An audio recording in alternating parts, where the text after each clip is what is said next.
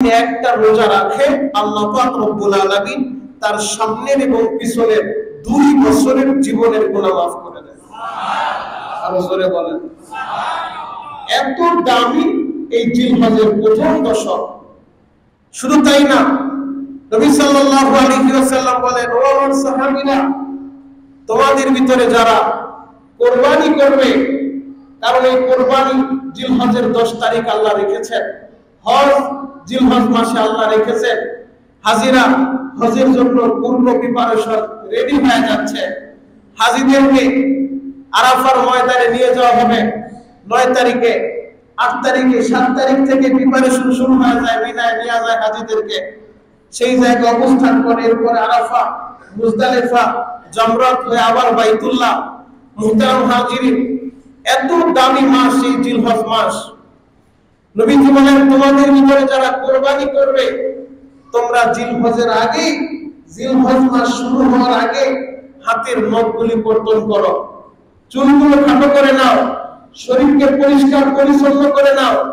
যারা জিলহজ মাস শুরু হওয়ার আগে চুল নখ কেটে দেয় এবং কুরবানি করার পরে আবার চুল নখ কাটে, আল্লাহ পাক রব্বুল আলামিন তাদেরকে এক্সট্রা আরেকটা কুরবানির সওয়াব দান করেন। সুবহানাল্লাহ। আর জোরে বলেন সুবহানাল্লাহ। ভিন্ন হাদিসে আবু হুরায়রা থেকে বর্ণিত, নবীজি বলেন, তোমাদের ভিতরে যাদের সামর্থ্য নাই, কুরবানি করবে না, তোমরাও যদি অন্তত এই আমল করো যে জিলহজ শুরু হওয়ার আগে হাতের নখগুলো কেটে নিলাম, পরিষ্কার পরিচ্ছন্ন হয়ে নিলাম এবং কুরবানির পরে আবার নখগুলো কাটবো, এর আগে আর নখ কাটবো না, আমার শরীরের নখগুলো কাটবো না। যারা এই আমলটা করতে পারবে, তোমাদের ভিতরে যাদের সামর্থ্য নাই যে কুরবানি করবে না, তাদেরকে আল্লাহ পাক রব্বুল আলামিন একটা কুরবানি করার সওয়াব দান করেন। সুবহানাল্লাহ। সুবহানাল্লাহ। এত দামি মাস। এজন্য আমরা ইনশাআল্লাহ যারা এই আমলটা করার নিয়ত করতে পারি যে একটা কুরবানির সওয়াব আমি মিস করব না, একটা কবুল কুরবানির সওয়াব যেন আমার আমলে উঠে যায়, তারা ইনশাআল্লাহ আজকে নিজের লোক এবং মোজ যে সমস্ত জায়গায় চুল করতে হয় আপনারা পরিষ্কার পরিচ্ছন্ন করে নিলেন এবং ঈদের দিন জিলহজের 10 তারিখ কুরবানি করার পরে নখ কাটলে আল্লাহ পাক রব্বুল আলামিন আপনাদেরকে একটা কবুল কুরবানির সওয়াব দান করবেন। তাহলে আমল করা যাবে ইনশাআল্লাহ। আর জোরে বলেন ইনশাআল্লাহ। আল্লাহ আমাদের সবাইকে কবুল করুন, সকলে বলেন আমিন। এই আরাফার ময়দান এত দামি ময়দান, যে ময়দান আল্লাহ পাক রব্বুল আলামিন লক্ষ লক্ষ হাজিদেরকে ক্ষমা করে দিবে।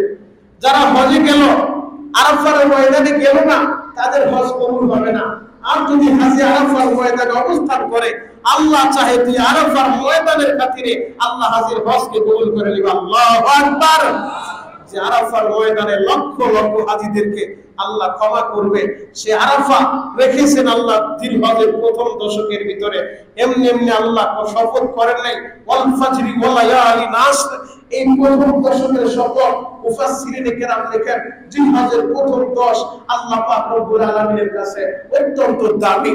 মুহতারাম হাজিরিন, আমরা আমাদের সামর্থ্য অনুযায়ী এই জিলহজের প্রথম 10 দিন রোজা রাখবো, প্রথম 10 দিন নফল ইবাদত করব, কিন্তু আমাদের পরিবেশটা এমন হয়ে গেছে, জিলহজ মাসটা শুনলেই আমাদের দিমাগের ভিতরে, মস্তিষ্কের ভিতরে ঘুরপাক খায় কুরবানির ছবি, গরুর ছবি, গরুর হাটে যাব, এগুলো তো আছে একটা আমল, গরু কিনতে হবে, কুরবানি করবে, সেটা তো একটা আমল, কিন্তু আমাদের তো জিলহজ মাস স্মরণ হওয়ার সাথে সাথে আমাদের মস্তিষ্কে এই ছবিগুলো ভাষার কথা ছিল, আমি কোরআন তেলাওয়াত করব, আমি জায়নামাজে দাঁড়িয়ে যাব, আমি জিকির আজকার করব। কথা বলেন ঠিক কি না?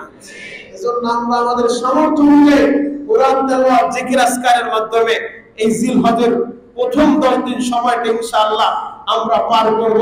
নবীজি বলেন, নবীর অনেক সাহাবীদের হালত এমন হয়ে যাইত যে জিলহজ মাসের 9 তারিখ ফজর থেকে নিয়ে 13 তারিখ আসর পর্যন্ত যে আইয়ামে তাশরিক যেটাকে বলা হয়, যে তাকবীরটা দেওয়া হয়, আল্লাহু আকবার, আল্লাহু আকবার, লা ইলাহা ইল্লাল্লাহ, আল্লাহু আকবার, আল্লাহু আকবার, লিল্লাহিল হামদ, এই তাকবীরটা যে তাকবীরের মাধ্যমে আল্লাহর বরত্ব প্রকাশ করা হয়, এটা আল্লাহর কাছে এত দামি।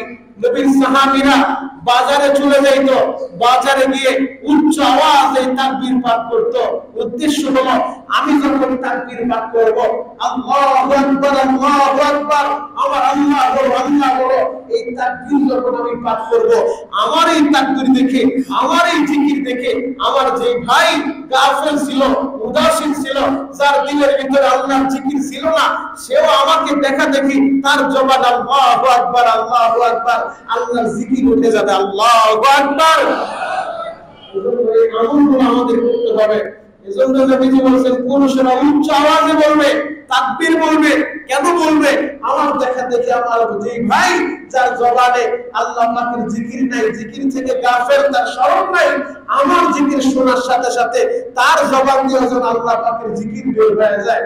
নামাজের 5 ওয়াক্ত নামাজের পরে একটা সময় মসজিদের কর্নারে বসে অথবা ঘরের কর্নারে বসে উচ্চ আওয়াজ আল্লাহর জিকির করো। আল্লাহ পাকের জিকিরটা বহু দামি ইবাদত। জিকিরের রস দ্বারা যাদের চিন্তাটা ভিজায় রাখবে, আল্লাহ নবী বলেন ময়দানে মাহশারে বিপদের দিন যেদিন মানুষগুলা ইয়া নাফসি বলে কাঁদতে থাকবে, আরে দুনিয়ার ভিতরে যাদের জবানটা আল্লাহ পাকের জিকিরের রস দ্বারা যাদের চিন্তাটা তরুতাজা ছিল, তারা হাসতে হাসতে আল্লাহর জান্নাতে চলে যাবে।